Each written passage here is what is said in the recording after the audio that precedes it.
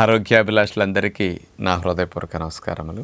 ఈ మధ్య social media ద్వారా చాలామందికి ఫైటిక్ యాసిడ్, అమ్మో అది యాంటీ న్యూట్రియంట్, అది ఎంత తగ్గితే అంత మంచిది, ఈ ఫైటిక్ యాసిడ్ వల్ల ఐరన్, కాల్షియము, జింకు, మెగ్నీషియం ఇట్లాంటివన్నీ కూడా మన శరీరంలో లోపాలు వచ్చేస్తాయి ఫైటిక్ యాసిడ్ వల్ల, అది లేని ఆహారాలు తింటే బాగుంటుంది, ఫైటిక్ యాసిడ్ తగ్గించుకోవాలంటే ఏం చేయాలి, ఇట్లాంటి వాటి మీద ఎక్కువ ఆలోచన పెడుతున్నారు. కాబట్టి మన న్యాచురోపతి ఫాలోవర్స్కి కూడా ఆ ఫైటిక్ యాసిడ్ గురించి, మరి నానపెడితే ఎంత తగ్గుతుంది, ఉడకబెడితే ఎంత తగ్గుతుంది, పులవ పెడితే ఎంత తగ్గుతుంది, అట్లాగే స్ప్రౌటింగ్ చేస్తే ఫైటిక్ యాసిడ్ ఎంత తగ్గుతుంది, అసలు ఫైటిక్ యాసిడ్ ఎందుకు తయారవుతుంది, యాంటీ న్యూట్రియన్ ఎందుకు అంటారు, ఇలాంటి విషయాలన్నీ సింపుల్గా మీకు అవగాహన కలిగించబోతున్నాను. మనం తీసుకునే ఆహారాల్లో, అంటే వృక్ష సంబంధమైన ఆహారాల్లో ఫైటేట్స్గా ఉంటాయి అన్నమాట.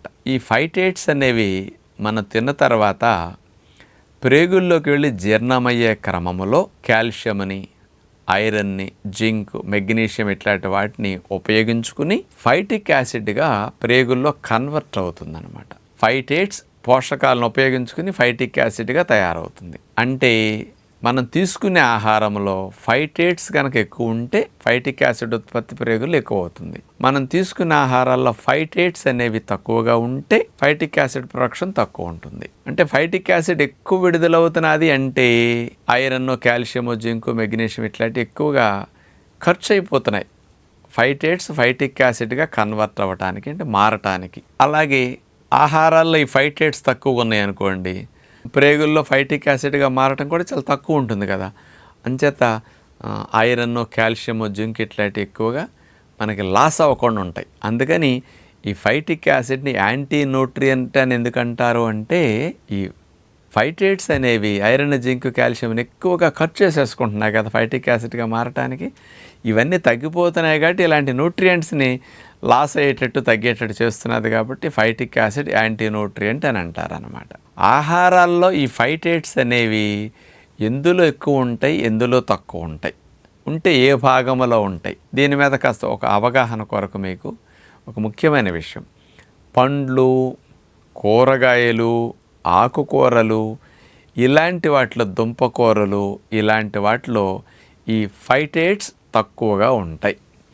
అందుకని ఇలాంటి వాటిని మీరు పచ్చి కూరగాయలు తిన్నా, పండ్లు తిన్నా, అట్లాగే పచ్చి దుంపలు లాంటివి ఏమైనా తిన్నా, అమ్మ పచ్చిగా తింటే ఫైటిక్ యాసిడ్ ఎక్కువ ఉంటుంది అనుకోవద్దు. స్వతహాగా ఇందులో చాలా తక్కువ మోతాదులో ఫైటేట్స్ ఉంటాయి. కాబట్టి ఇది యాంటీ న్యూట్రియంట్గా మీకు ఫైటేట్స్ తక్కువ ఉన్నాయి కాబట్టి మీకేమి ఇట్లాంటి పోషకాలు లాస్ అయ్యేటట్టు ఇవేమీ కలిగించవు.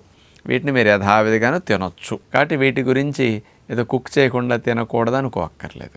నానబెట్టకుండా కూడా వీటిని తినాల్సిన పని లేదు, యథావిధిగా తినేసేయచ్చు. జంతువులన్నీ అట్లాగే తినేస్తాయి కదా, వాటికి ఏమీ కాదు. ఈ ఫైటేట్స్ అనేవి ఎక్కువగా ఉండే ఆహారాలు రెండు ప్రధానంగా. అవి చిరుధాన్యాలు, వరి ధాన్యాలు, చిరుధాన్యాలు. ఈ ధాన్యాల వెరైటీలో మనం అన్నం వండుకు తింటామే, ఇందులో ఎక్కువ ఉంటాయి.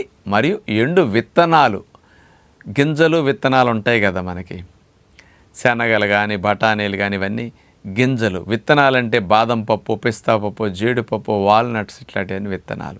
వీటిలో ఈ ఫైటేట్స్ అనేవి ఎక్కువ ఉంటాయి. కూరగాయలు, పళ్ళు, ఆకుకూరల్లో ఈ వీటితో పోలిస్తే 90% తక్కువ అని కూడా, 10% ఇందులో ఉంటే 90% వీటిలో ఎక్కువ ఉంటాయి.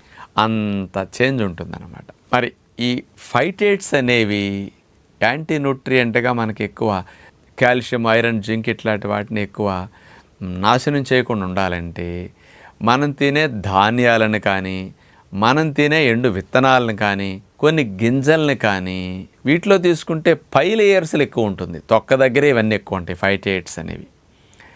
అందుకని వీటిని హాని కలగకుండా తినే విధానంలో నానపెట్టుకు తింటాం ఒక పద్ధతి, పులవ పెట్టుకు తింటాం ఒక పద్ధతి, వండి తింటాం మూడో పద్ధతి, మొలక్కట్టి తింటాం నాలుగో పద్ధతి. ఇలాంటి ప్రక్రియల్లో ఈ ఫైటేట్స్ అనేవి ఎంత తగ్గుతాయని సైంటిఫిక్గా రుజువు చేశారు. మరి ఒక్కొక్క దాని మీద ఒక్కొక్క దేశం పరిశోధన చేసి అందించారు. ఇట్లాంటి సైంటిఫిక్గా మీకు కనుక తెలియచేస్తే మీకు కొంచెం అమ్మ మేము మంచి పని చేస్తాం, నాకేం రిస్క్ రాదని మీకు కాన్ఫిడెన్స్ పెరుగుతుందన్నమాట.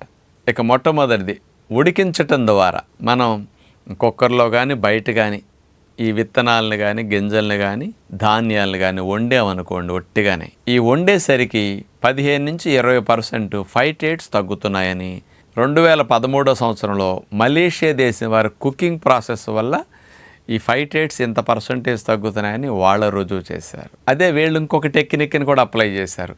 నానబెట్టి కుక్ చేస్తే, ఇప్పుడు మిల్లెట్స్ని నానబెట్టి కుక్ చేస్తాం కదా, ఈ నానబెట్టి కుక్ చేయటం వల్ల, లేకపోతే రాజ్మా గింజలు, శనగలు, బఠానీలు ముందు నానబెడతాం, తర్వాత కుక్ చేస్తాం. అలా నానబెట్టి కుక్ చేస్తే 30% వరకు ఈ ఫైటేట్స్ తగ్గుతున్నాయని ఈ మలేషియా దేశం వారు కుక్ చేసే ముందు నానబెడితే కూడా ఇంత పర్సంటేజ్ పెరుగుతున్నదని రుజువు చేశారనమాట.